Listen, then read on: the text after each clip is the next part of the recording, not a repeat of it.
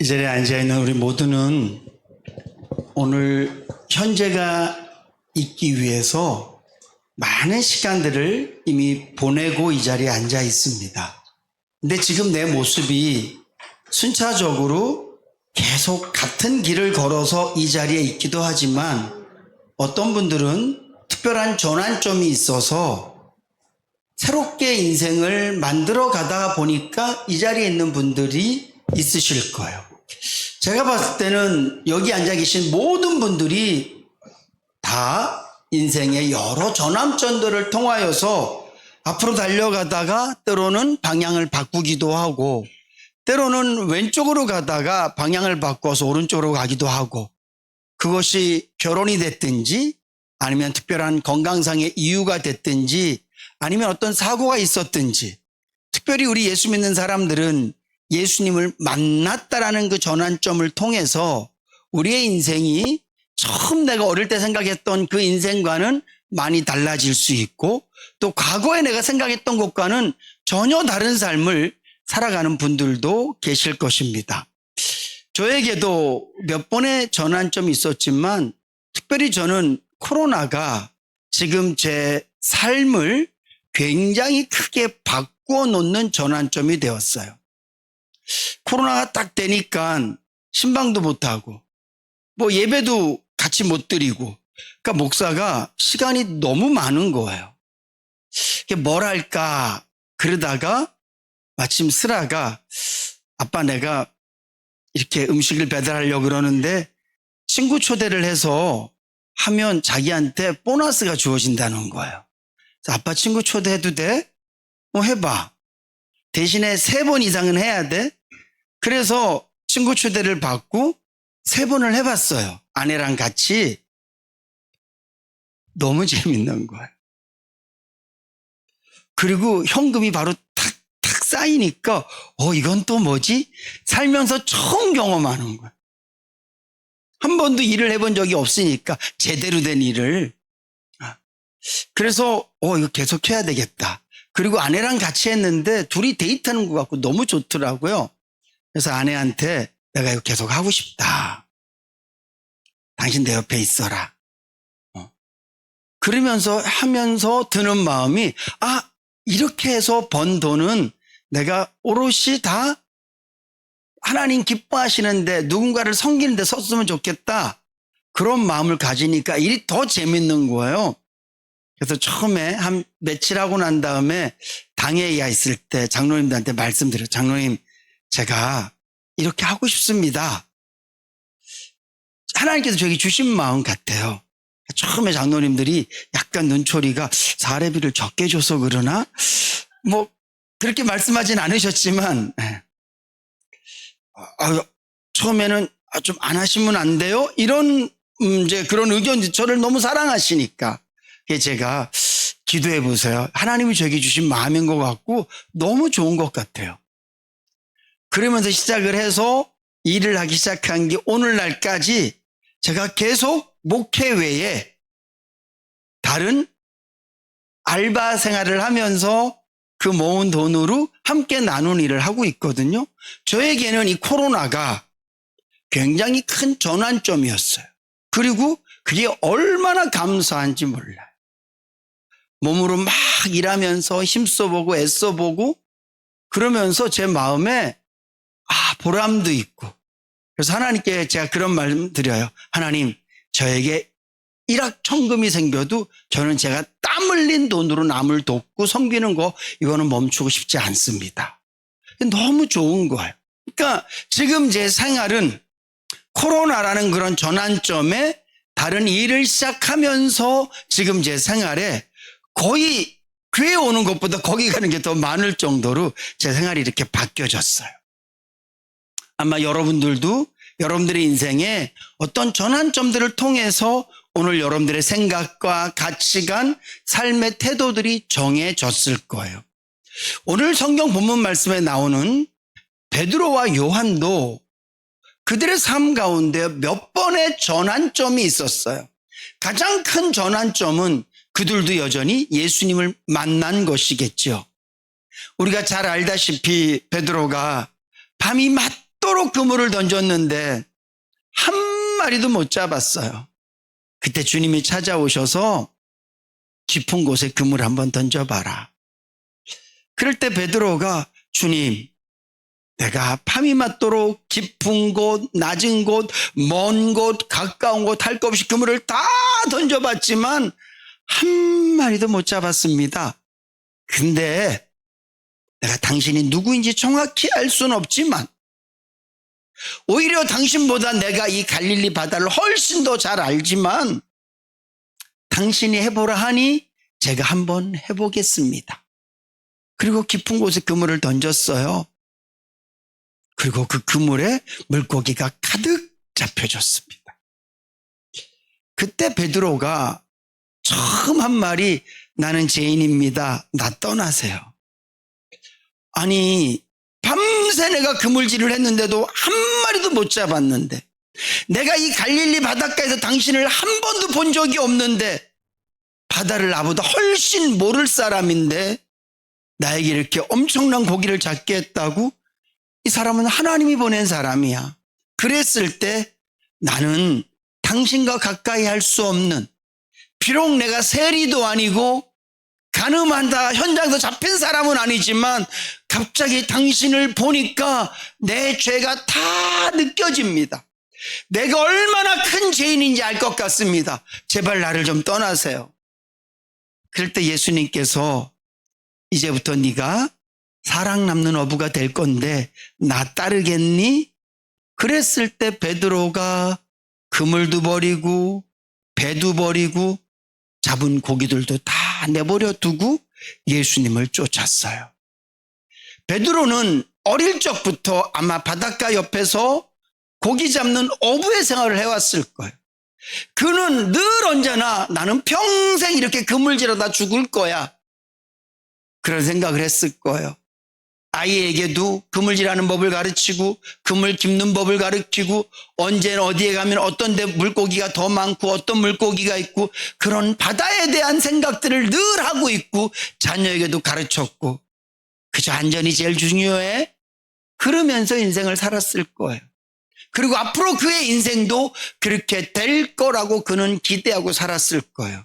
근데 예수님을 딱 만난 순간 그는 일평생 자신이 썼던 모든 도구들을 내려놓고 예수님을 쫓기 시작합니다.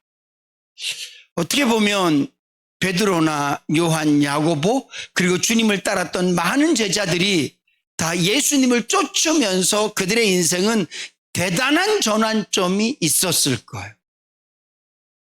우리도 내 마음속에 예수가 딱 믿어지고 난 다음부터 우리의 인생이 많이 바뀌었을 겁니다. 예수 믿기 전에 일요일 이 시간에 여러분들 뭐하고 계셨어요? 늦잠 자고 오늘은 뭐하고 놀지? 어디 가지?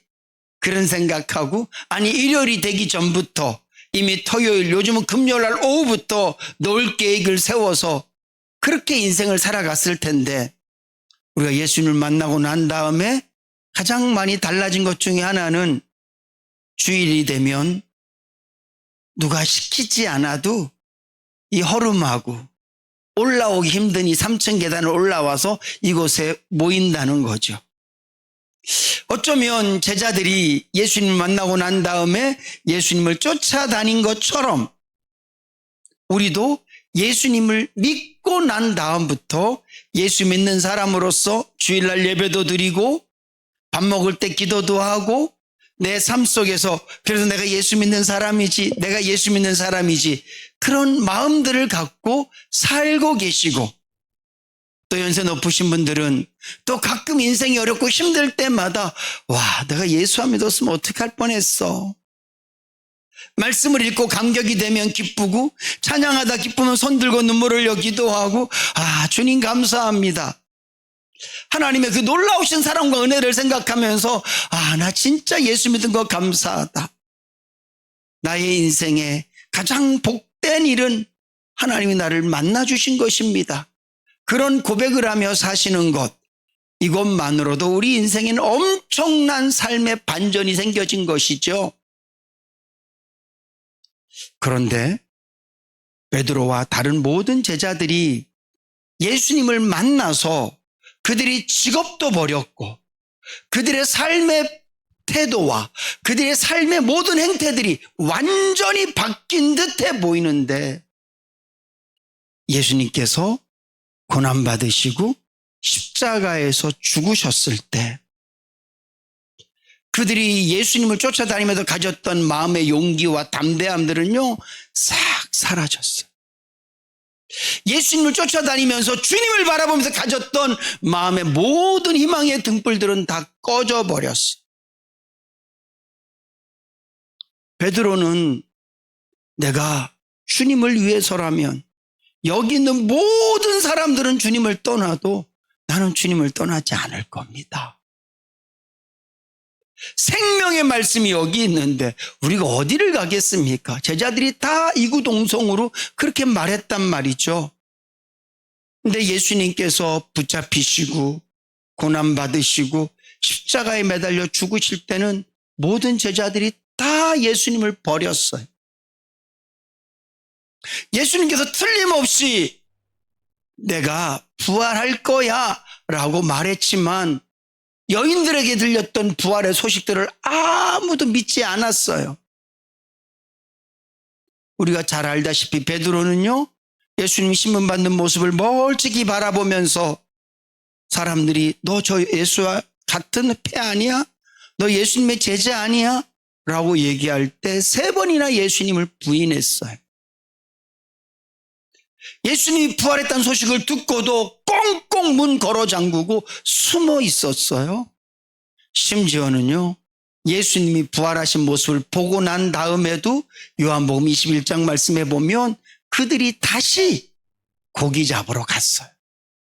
왜냐하면 부활하신 예수님께서 부활하기 전과 같이 돌아가시기 전과 같이 그들과 늘 함께 계시지 않았기 때문에 그들이 부활하신 주님을 잠깐 만나는 봤지만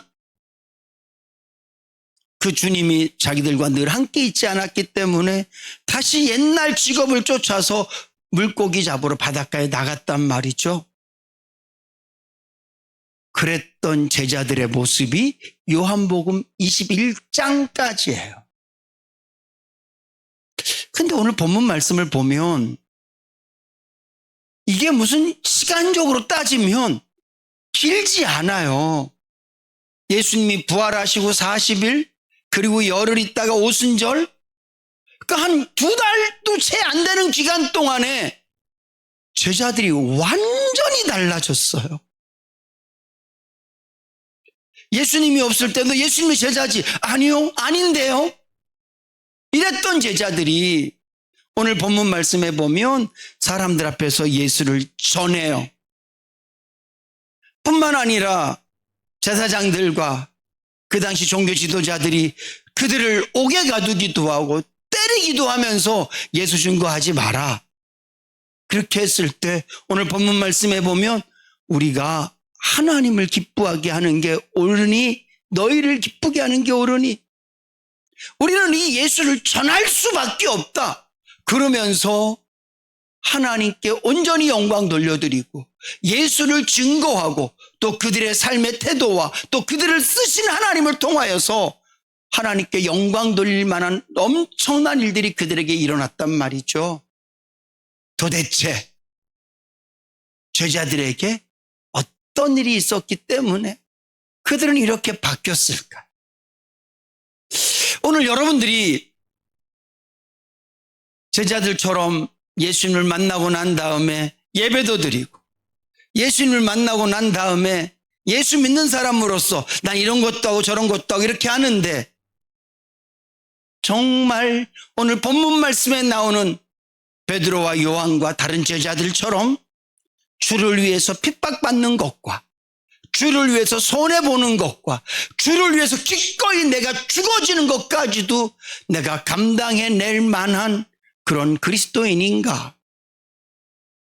내가 순종할 수 없는 그런 말씀들을 순종할 만큼 내 의지와 내 생각과 내 계획과 내가 지금까지 살아온 경험으로는 도저히 할 수 없는 것들이지만 하나님이 하라 하시면 나는 하겠습니다. 주님이 원하시면 나는 하겠습니다. 그렇게 할 정도로 우리의 믿음이 굳건하고 우리의 신앙생활이 바뀌어졌는가 한번 돌아보면 오늘 저와 여러분들도 베드로와 다른 제자들처럼 예수님을 만나서 예수님을 쫓아다니고 예수님을 만나서 주는 그리스도시 하나님의 아들입니다라는 고백을 통해서 이미 하나님께서 그들에게 주신 은혜는 있었지만 예수님의 제자다운 삶을 그들이 살지 못했던 것처럼 혹시 오늘 저와 여러분들이 하나님의 은혜로 나는 구원받았습니다. 맞아요. 나는 하나님의 자녀입니다. 맞아요. 나는 예수 믿는 사람이 확실합니다. 맞아요.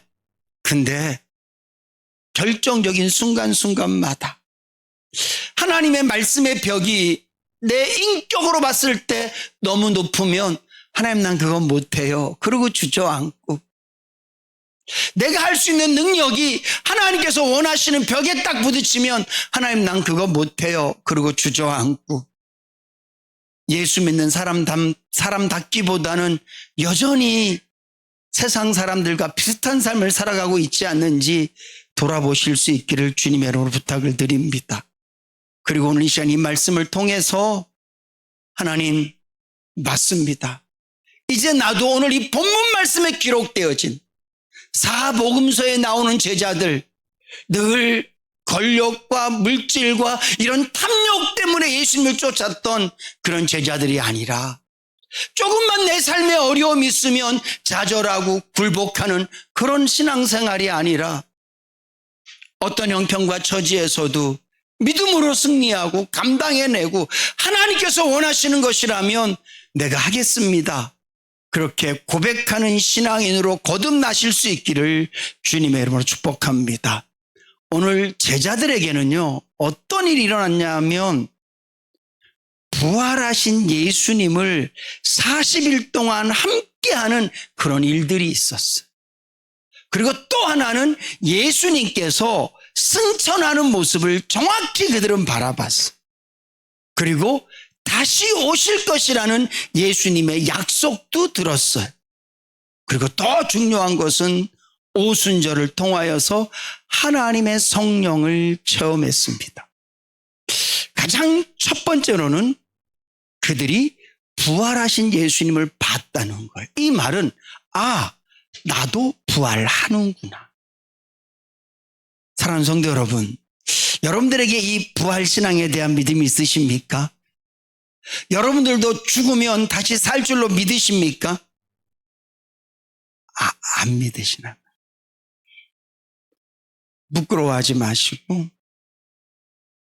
의심하지 마시고 아니 내 마음에 믿음이 없으면 대답하지 마세요. 그거 되게 중요해요.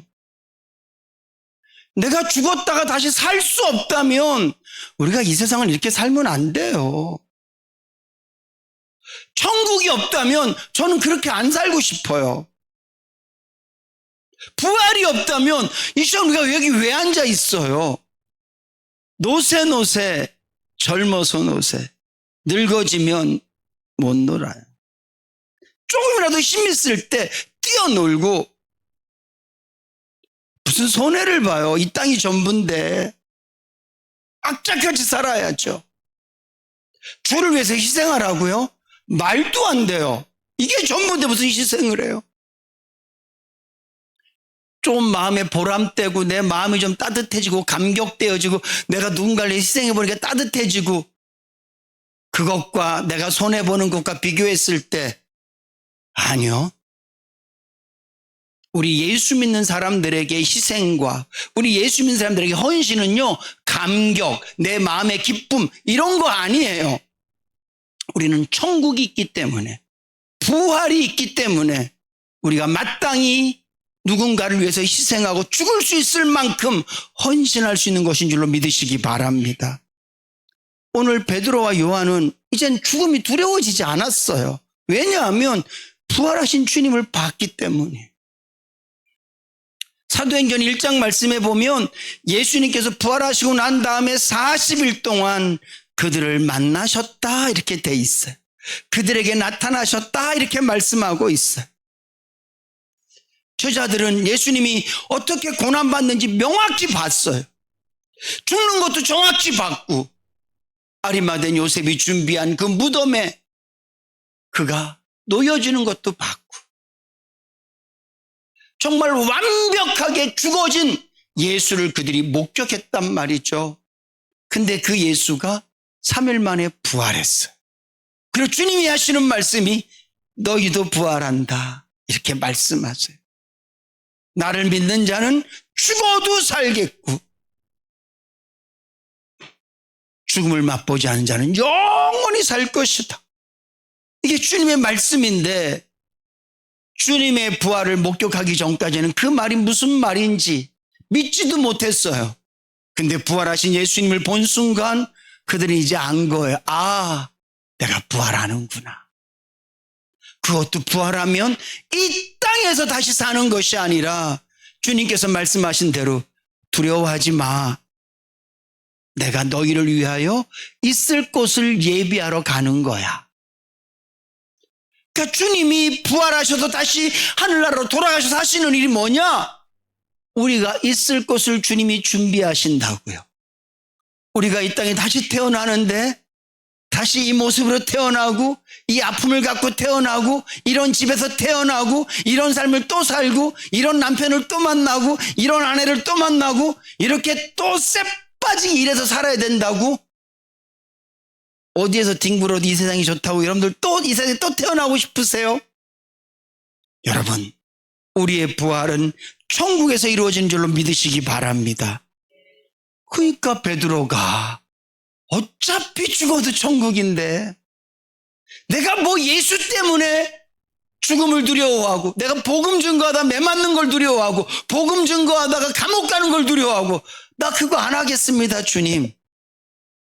이 세상의 가장 큰 고통, 가장 끝 고통은 죽음인데, 죽음 이후에 내가 부활을 확실히 믿는데 내가 무엇을 두려워하겠습니까?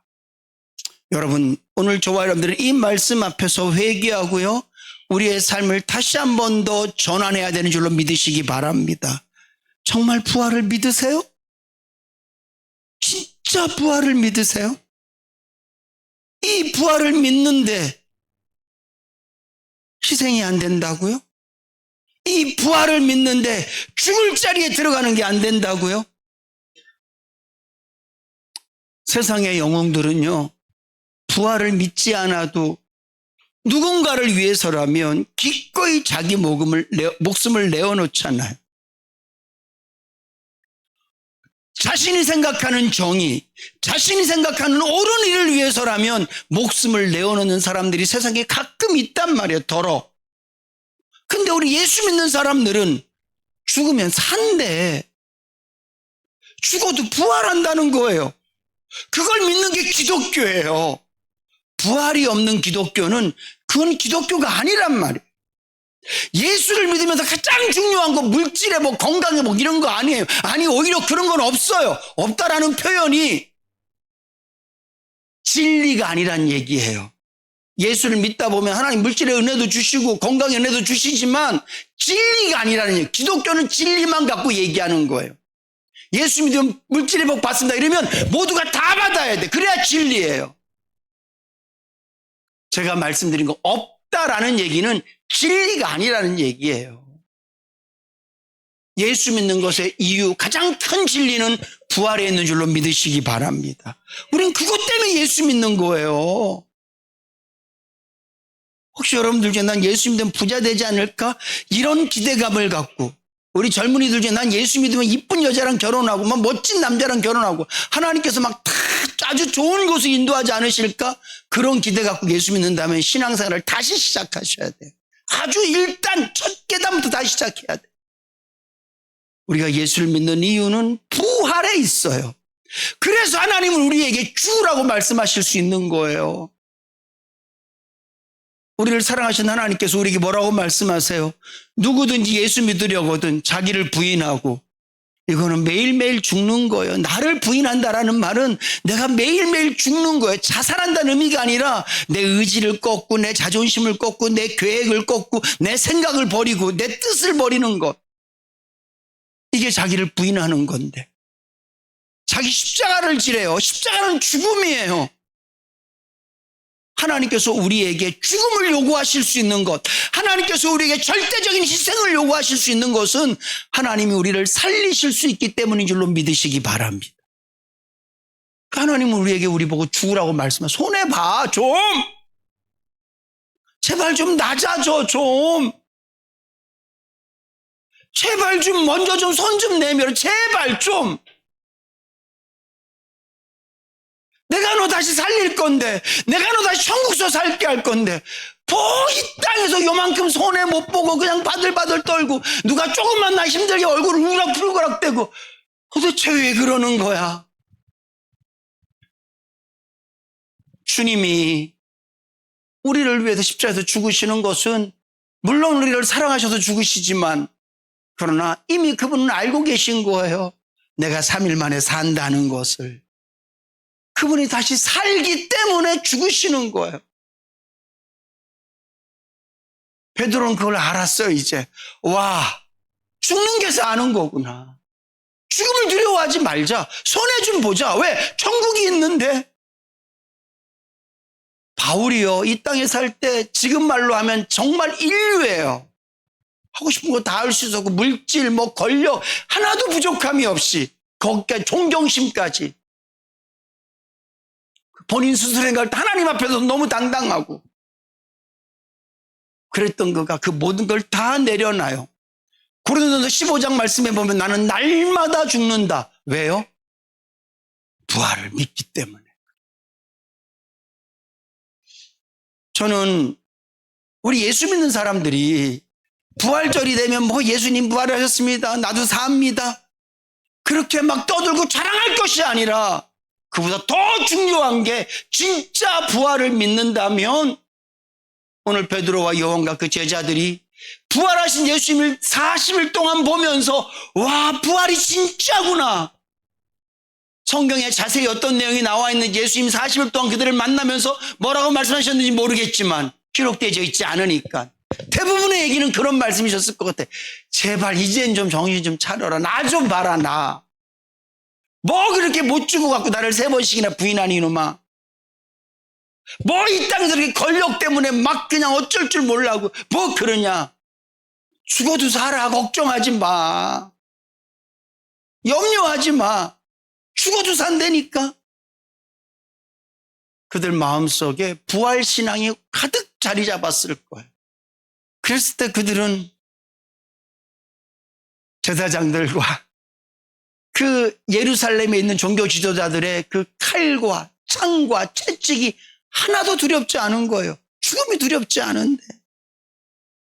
저는 우리 인내교회 모든 성도님들에게 부활의 믿음이 있는 줄로 믿습니다. 그렇다면 하나님 나 부활 믿음 주셔서 감사해요. 진짜 감사해요. 그렇게 기도만 하지 마시고 나 부활하니까 죽을게요. 나 어차피 부활하니까 희생할게요. 어차피 부활하니까 좀 낮아질게요. 그러며 살아가실 수 있기를 주님으로 축복합니다. 결국 이 부활과 연관되는 것은 주님의 재림이거든요. 그리고 천국이에요. 세상 사람들 말 맞아요. 개똥밭에 굴러도 인생이 나은 거 맞아요. 죽음은 아무것도 없으니까.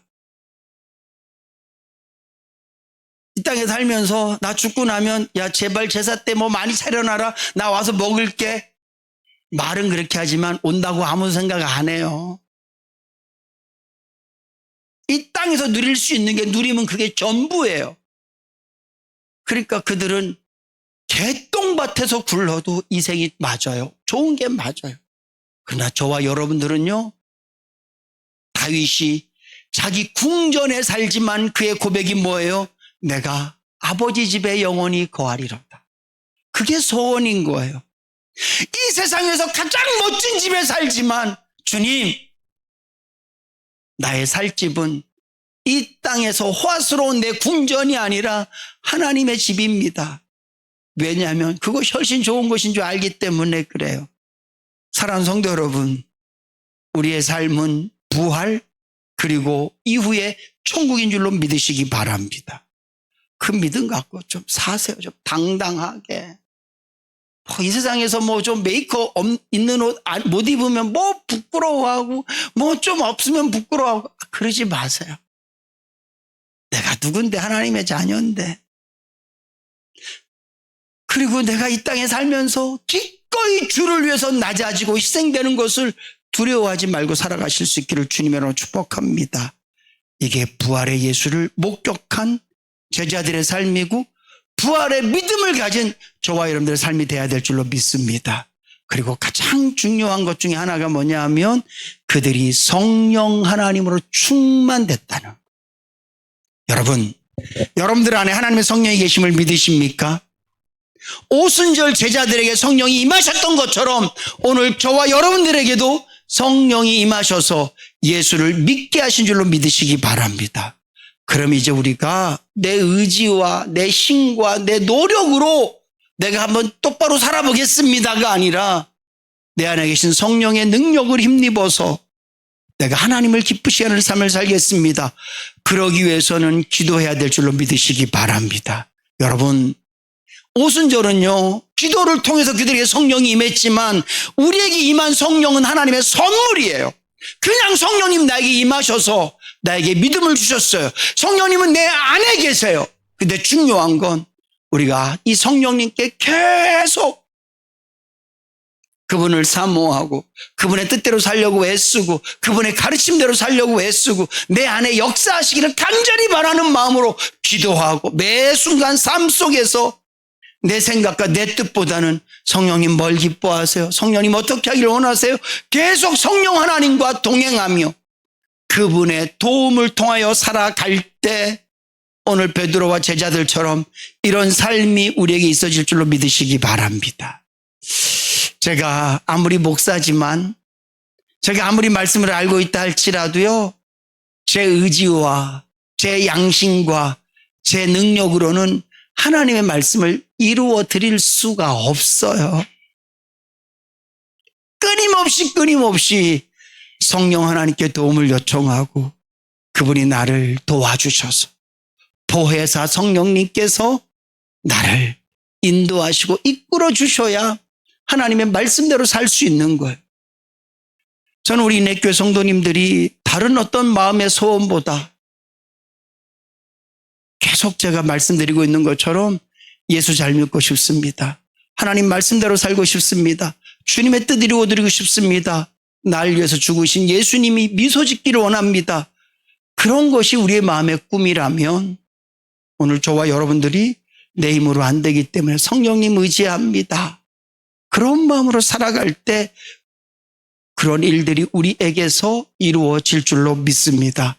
사랑하는 성도 여러분, 그 겁쟁이이고 이기적이고 욕심 많았던 그 제자들에게 부활하신 예수님을 만났던 그 일이 있었기 때문에 천국에 대한 확실한 소망을 그들이 가졌기 때문에 성령 하나님으로 충만했기 때문에 오늘 본문 말씀에 있는 것처럼 하나님 앞에서 너희 말 듣는 것이 하나님 말씀 듣는 것보다 옳은가 판단하라, 이렇게 담대하게 외칠 수 있었던 것처럼 오늘 저와 여러분들도 부활신앙 갖고 천국 소망하고 내 안에 계신 성령님과 늘 동행함으로 말미암아 하나님을 늘 기쁘시게 해드리는 그런 복된 삶 살아가실 수 있기를 주님의 이름으로 축복합니다.